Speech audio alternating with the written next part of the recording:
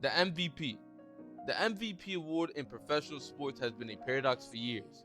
Is it the best player of the best team? Is it the player who records the best stats? Is it the best storyline? Or is it the best player who is truly the most important to a franchise? The endless narrative of the MVP changes year in and year out. Advanced statistics, team success, and biased media can sway the MVP award in multiple ways. This is part of the reason why the MVP award is the most complicated award in sports. To begin our journey into the MVP rabbit hole across sports, our first stop will be the NFL. In the NFL, the MVP is heavily favored for the quarterback position. Since 2000, only three non-quarterbacks won the MVP: Sean Alexander in 2005, LaDainian Tomlinson in 2006, and Adrian Peterson in 2012. All three of these are regarded as some of the best seasons a running back has ever had in the Super Bowl era in the NFL. Sean set the touchdown record for running backs. LaDainian broke that record the next year, and Peterson almost broke the all-time rushing record, coming back from a torn ACL. You have to give them the MVP due to their generational seasons. It took these levels of insanity for a non-quarterback to win the MVP. So, why is the MVP favored for quarterbacks? The quarterback is the most difficult position in football. They control the offense, manipulate and understand defenses in real time. They are responsible for explosive plays, third down conversions, and crunch time decisions. And in the modern NFL, advanced metrics like EPA and CPOE and success rate all point to the same conclusion. The quarterback play has the single biggest impact on winning. When a quarterback is elite, the entire franchise changes, but when a quarterback is bad, nothing else matters. Most successful franchises in the NFL has a solid or better quarterback. That's why voters default to quarterbacks. It's not always fair, but it's logical. But here's where things get messy. The MVP isn't just about performance, it's also about narrative. Every season, the media picks a storyline: the breakout star, the comeback hero, the guy causing havoc, the player who unlocked a new level, and once that narrative catches fire, it becomes almost impossible to stop. Media feeds off narratives that generate the most views, no matter how bold or true a narrative may be. Due to this, sometimes the best player doesn't win. Sometimes the most valuable player doesn't win. Sometimes the player with the best stats doesn't win. The MVP becomes a reflection of what the media feels is the most compelling story that year. And that's why the award is so unpredictable.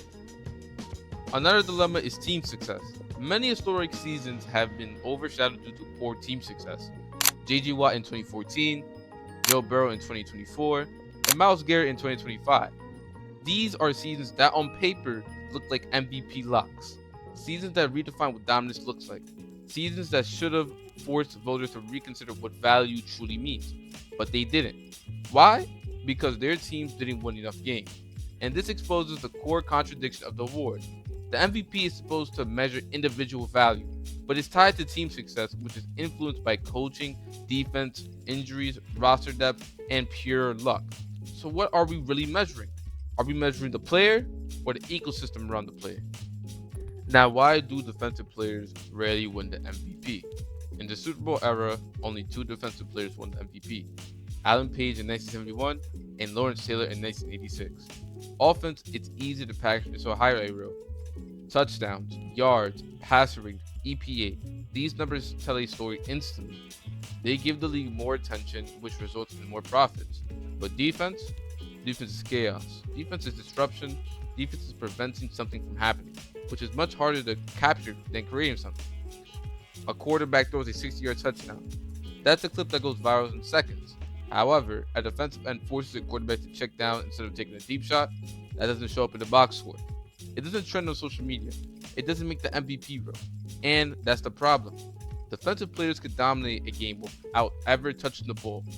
They can completely warp an offensive game plan, double teams, chips, rollouts, quick throws, all because of one player is too dangerous to block one-on-one. Sides of the field can't be thrown at because of one player. But unless that dominance rules in sacks, forced fumbles, or pick sixes, voters won't see it. The MVP voting system is built on visibility. Defense by nature is invisible. Even when defensive players do put up historic numbers, it still isn't enough. And this brings us to the bigger question. What does value truly mean? Is it production? Is it impact? Is it narrative? Is it wins? Is it irreplaceability? Or is it something else entirely different?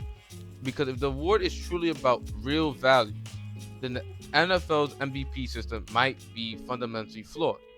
But what do I know? I'm just a college student placing his opinions on the MVP system. If you enjoy this type of content, feel free, leave a comment, leave a like, leave a follow, or even subscribe depending on what platform you hear from. That's it really. I'll see you another day.